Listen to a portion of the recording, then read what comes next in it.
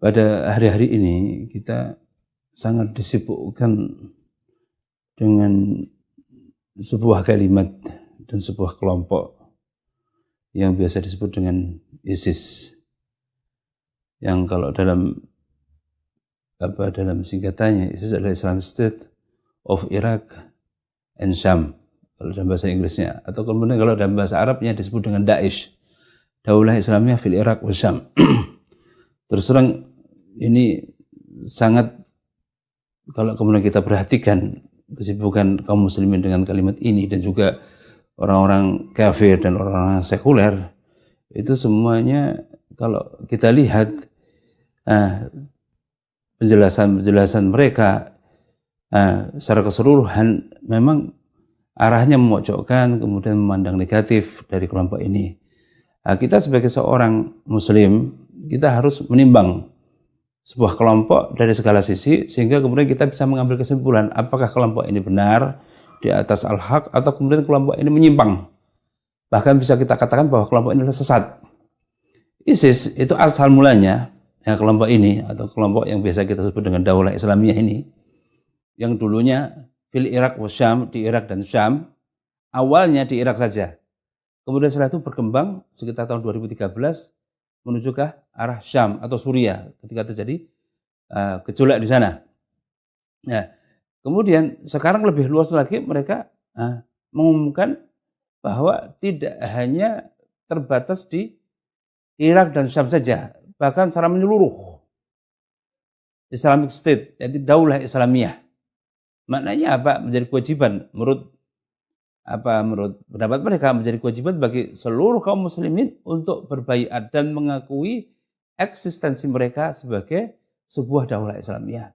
Dan kemudian Amirul Mukminin yang mereka angkat, yaitu Abu Bakar al-Baghdadi, harus dibaiat oleh kaum muslimin. Maka ini menjadi pertanyaan besar bagi kaum muslimin. Apakah benar daulah ini daulah yang sah, daulah yang sahihah, atau kemudian hanya sekedar maz'umah saja, hanya sekedar klaim saja dari mereka. Kembali kepada ISIS, hakikat ISIS itu sendiri, bahwa ISIS yang pertama diasaskan di Baghdad. Kemudian tahun 2013 berkembang ke Syam, ke daerah Suriah ketika terjadi konflik di sana.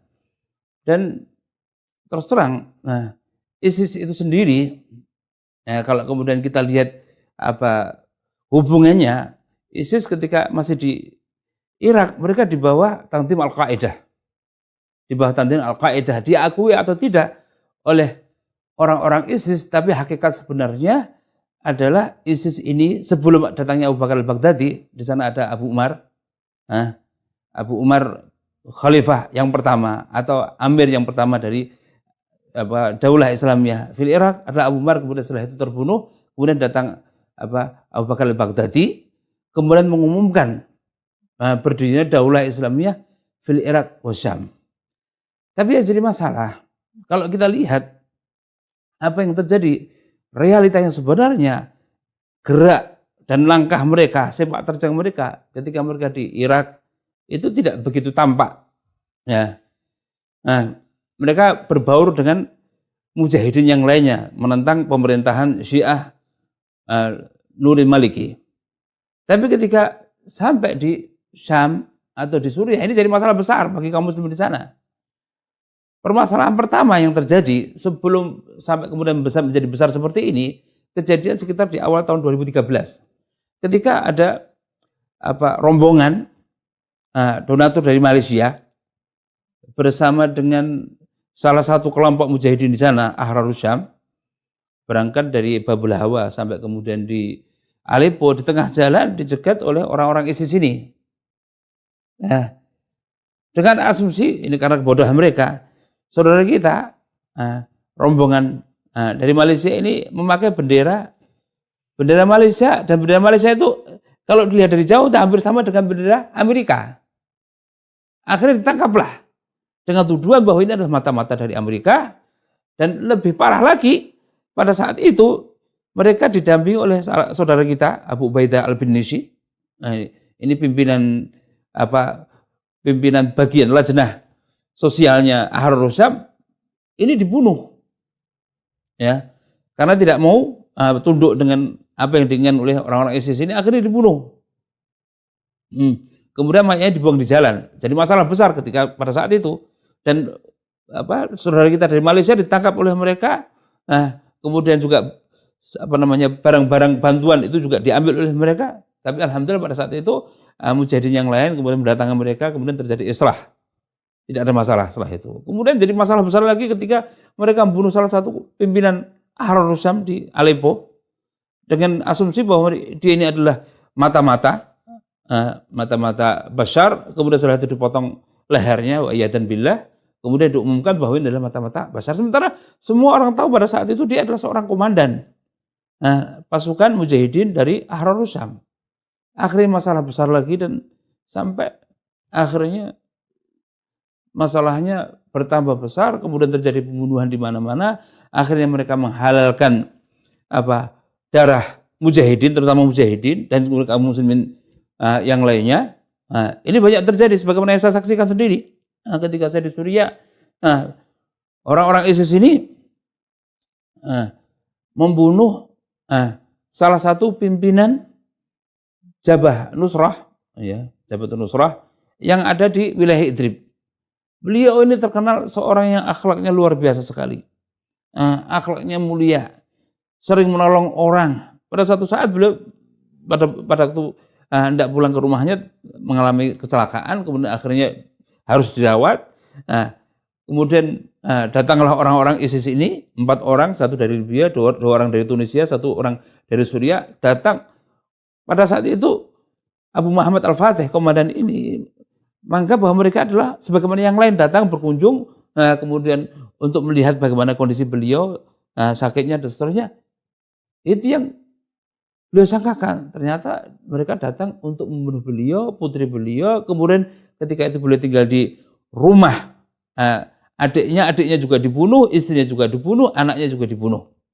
Akhirnya setelah itu mereka kabur. Pada saat itu ada seorang Libya berhasil dilukai oleh Abu Muhammad Al-Fatih sebelum dibunuh. Kemudian dalam keadaan luka dibawa oleh teman-temannya kabur. Kemudian mereka tinggal di sebuah rumah. Esok harinya diketahui tempat tinggal mereka. Kemudian akhirnya dikepung oleh pasukan Jabhat Nusrah. Kemudian 3 orang meledakkan dirinya. 2 orang Tunisia, kemudian 1 orang Suriah meledakkan dirinya. 1 lagi orang Libya karena dia terluka akhirnya tertangkap. Kemudian diinterogasi, ternyata dia dan teman-temannya dikirim oleh orang-orang ISIS untuk apa? Untuk membunuh pimpinan mujahidin. Di antaranya siapa? Abu Khalid As-Suri terbunuh juga. Yang tadi Abu Ubaidah Al-Nisi terbunuh juga. Dan juga salah satu pimpinan Jabhat Nusrah di daerah, kalau nggak salah, Dir Zur, mobilnya diledakkan. Dan banyak kejadian-kejadian yang luar biasa yang terjadi di Suriah. Semuanya adalah karena sebab sepak terjang dari orang ISIS. Masjid diledakkan. Orang pada waktu sholat Jumat keluar dari masjid kemudian diledakkan. Mereka meledakkan diri dengan mobilnya, akhirnya banyak sekali dari jamaah sholat Jumat terbunuh. Ini kita lihat sendiri bagaimana masjid-masjid di Suriah yang sudah dikuasai mujahidin, mereka membuat penghalang di masjid sekitar 100 meter supaya apa? Tidak ada mobil dari orang-orang ISIS yang kemudian datang meledakkan di depan masjid ketika para jamaah keluar dari sholat Jumat. Bahkan ada sebuah masjid ketika imamnya sedang di atas mimbar sholat Jumat, diletakkan mobilnya di belakang mimbar tersebut, kemudian diledakkan. Sehingga bagian belakang masjid itu akhirnya runtuh mengenai imamnya meninggal, kemudian orang-orang yang ada di hadapannya juga ikut meninggal. Dan banyak lagi kejadian-kejadian lagi. Ini semuanya karena keyakinan orang-orang ISIS bahwasanya mereka menuduh kaum muslimin yang tidak sesuai dengan keyakinan mereka dengan sebutan syahwat. Yang artinya apa? Orang-orang murtad. Dianggap bahwa mereka itu orang murtad, tidak baiat kepada mereka. Pada ujungnya akhirnya apa? Dihalalkan darahnya. Dan kalau kemudian di antara orang ISIS mengatakan itu tidak benar, fitnah, apa yang ada di video, di YouTube dan seterusnya itu menjadi bukti. Itu tidak bisa dibohongi dan tidak bisa didustakan. Karena itu adalah bukti nyata. Bukan sesuatu yang direkayasa. Dan juga kenyataan sendiri. Di Irak, mereka juga berbuat masalah dengan mujahidin yang lainnya. Mereka seakan-akan, kalau kita lihat kenyataannya, seakan-akan bahwa semua yang telah terjadi di Irak itu mereka yang melakukannya. Kemenangan-kemenangan dan seterusnya. Hakikatnya di Irak, mereka itu di antara 4 kelompok yang ada. kabilah Sunniyah, kemudian yang kedua adalah para mujahidin, banyak sekali mujahidin di sana kelompok-kelompok yang ada. Kemudian yang ketiga adalah mantan perwira pada masa pemerintahannya Saddam Hussein dan juga tentara-tentaranya. Yang keempat baru ISIS, dan jumlah yang paling terkecil adalah jumlah mereka ISIS ini. Tapi mereka mengklaim seakan-akan bahwa mereka jumlahnya paling besar dan kuasa yang paling banyak yang mereka lakukan. Sebagaimana yang terjadi di Suriah. Di Suriah apa yang terjadi? Mereka datang belakangan tahun 2013. Padahal daerah-daerah sudah banyak sekali dikuasai oleh mujahidin dan dimerdekakan dari tentara Syiah Bashar. Mereka datang mengklaim bahwa kami yang menguasai ini, kami yang memerdekakan ini, kami yang membebaskan daerah-daerah ini, kemudian berusaha menguasai dan seterusnya. Mengindahkan dan seakan-akan menganggap bahwa apa yang dilakukan oleh mujahidin Suriah seakan-akan tidak ada sama sekali. Ini kenyataan yang ada. Nah, adapun ISIS sendiri, kalau kita lihat keyakinan mereka bahwa selain daripada kelompok mereka, kaum muslimin dan yang lainnya itu dianggap sebagai orang-orang murtad. Nah, banyak sekali kejadian yang saya tidak mungkin cerita satu persatu sebagaimana yang saya dengar dan sebagaimana saya lihat. Ya. Karena keyakinan mereka seperti ini akhirnya menjadikan Suriah, jihad Suriah. Satu hal aja yang mungkin saya perlu sampaikan di sini. Kenyataan yang ada seperti yang saya lihat ketika di Aleppo. Nah, pada saat saya pertama kali datang ke Aleppo itu kota mati. Penduduknya semuanya pergi dari sana. Karena apa? Ketakutan dari serangan tentara Syiah Bashar. Kemudian setelah itu, 5 bulan kemudian saya datang ke sana, Masya Allah, Aleppo luar biasa sekali. Penduduk sudah mulai berdatangan, kemudian banyak kemacetan di sana karena banyaknya penduduk yang tinggal di sana. Nah, pada saat itu ISIS banyak berkuasa di daerah-daerah tersebut atau di kota Aleppo. Tidak ada serangan sama sekali, aman, tentram masyarakat di situ. Tapi begitu ISIS diusir dari kota Aleppo karena kejahatan mereka dan bermudah-mudahan dalam menumpah darah kaum muslimin yang ada di Aleppo, mereka keluar dari Aleppo kemudian tinggal di sebuah kota yang disebut dengan Madinatul Abab. Mulailah serangan kepada kaum muslim yang di Aleppo oleh tentara Syiah Bashar dengan bentuk yang luar biasa sekali. Hari-hari yang namanya bom, bermil, roket, pesawat, helikopter itu tidak pernah habisnya. Hari-hari meninggal 80 orang, 70 orang, 100 orang, 96 orang. Hari-hari seperti itu yang kita lihat. Setelah hengkangnya ISIS dari Aleppo. Sementara tempat mereka yang telah mereka kuasai tadi di Madinatul Bab sama sekali tidak ada serangan. Aman, tentram. Seperti juga di Raqqa. Seperti juga di Hasakah. Seperti juga di Deir Zur. Tempat-tempat mereka jauh dari serbuan dan jauh dari serangan orang-orang Syiah Bashar. Padahal tempat-tempat yang lain yang dikuasai oleh mujahidin hari-hari tidak lepas dari serangan, hari-hari tidak lepas dari bombardir. Ini apa? Realitas seperti ini apa? Seperti contohnya ketika kaum muslimin menguasai Raqqa, pada saat itu terjadi pertempuran dengan orang-orang ISIS. Di sana ada orang nomor 2 ISIS. Tangan kanannya Abu Bakar al-Baghdadi, khalifahnya ISIS. Namanya Haji Bakri. Ketika terbunuh, didapatkan, setelah diperiksa, didapatkan apa? Paspor Iran. Kemudian di situ ada visa Iran yang menunjukkan bahwasanya orang ini baru datang dari Iran. Dan diketahui bahwasanya orang ini adalah dulunya perwiranya Bashar.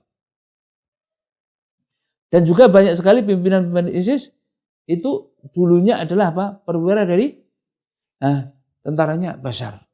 Ini menjadi tanda tanya besar.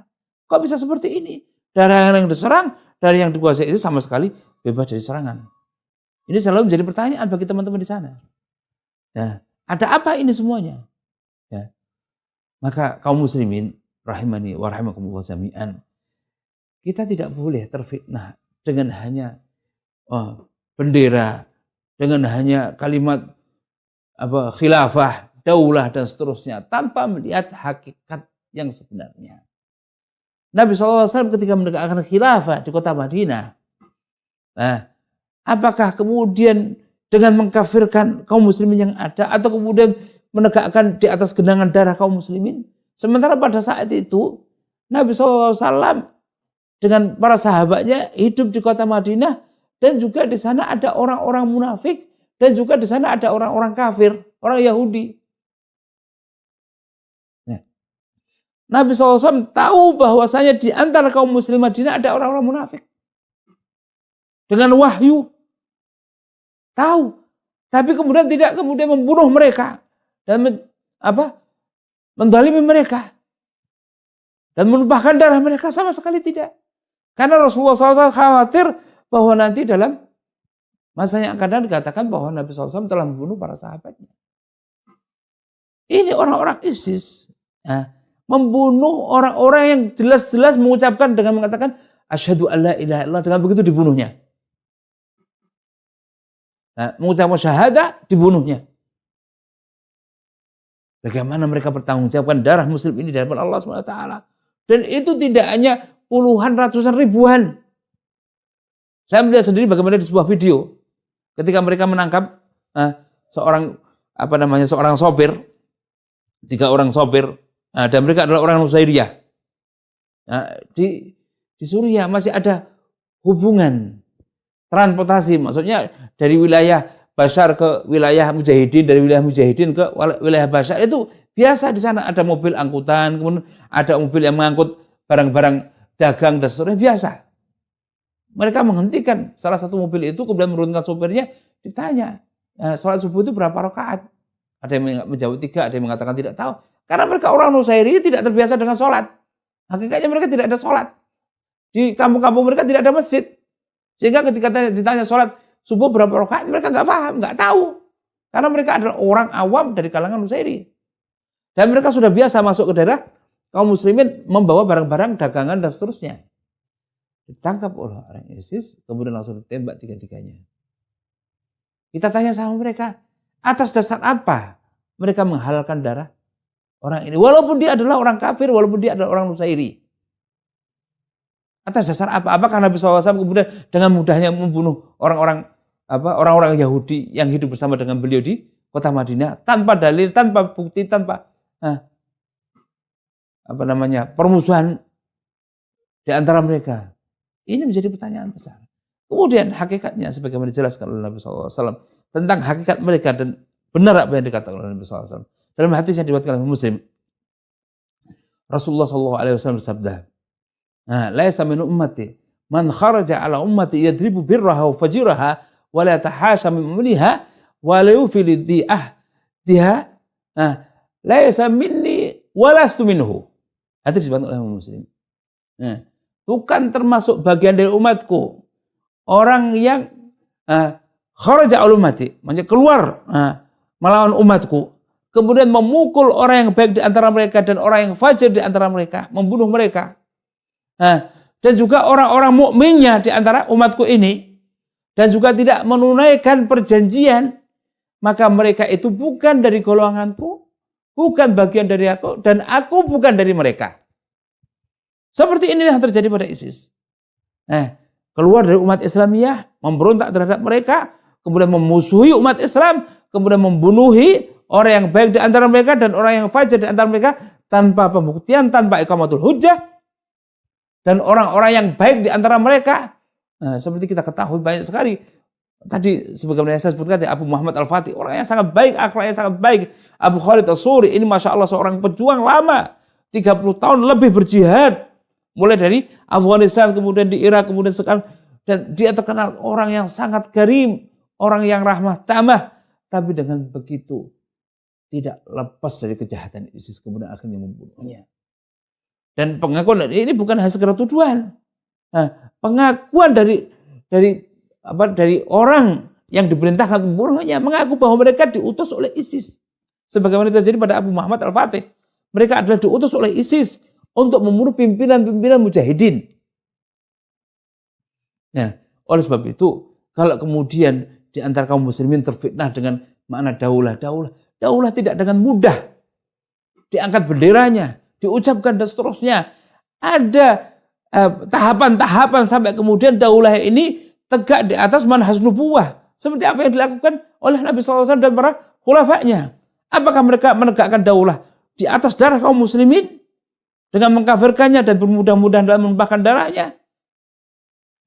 Hasya wa kala, tentu saja tidak. Maka ini menjadi peringatan kepada kaum muslimin semuanya untuk berhati-hati dengan mereka ini. Nah, jangan hanya sekedar modal semangat tanpa bimbingan para ulama. Ulama yang lebih tahu tentang masalah agama dan di antara masalah khilafah. Nah, dan juga menegakkan khilafah dan khalifah. Kita lihat sejarahnya. Dari mulai zaman Nabi SAW, kemudian khulafa ar-rasyidin, kemudian khulafa sesudah para khulafa ar-rasyidin. Bagaimana mereka menegakkan daulah? Apakah dengan kedoliman seperti ini? Nah, apakah dengan kebodohan? Ulama mereka itu siapa? Bahkan para ulama jihadi, yang dengan istilah yang ma'ruf, ulama jihadi, itu tidak ada satupun yang bersama dengan mereka.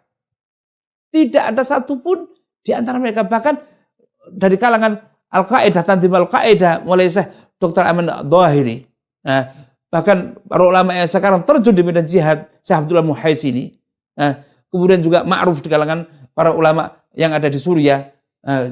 Majelis Ulama Suriah itu juga menentang mereka. Yang tahu mereka, yang paling tahu tentang keadaan Suriah, menentang mereka. Dan juga bahkan para ulama-ulama salaf sekarang. Seperti Syekh Abdul Muhsin Al-Abbad Rahim, Hafizahullah Ta'ala. Kemudian juga keluar fatwa Hatta MUI Indonesia mengharamkan keberadaan ISIS. Ini semuanya tidak dianggap oleh para pemuda yang terlalu bersemangat untuk ada dan tegaknya daulah Islamiyah. Tapi mereka harus ingat bahwa daulah Islamiyah, khilafah Islamiyah tidak tegak di atas kezaliman. Bahkan di atas darah kaum muslimin. Nabi SAW bersabda dalam hadis yang sahih, ma zal abdu bi fushati dini ma lam yurid daman haraman.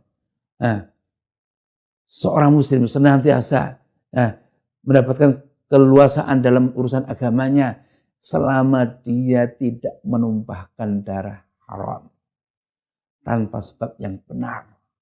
Sementara kenyataan dan realita yang ada bahwa mereka itu apa? Sebagaimana saya sebutkan tadi.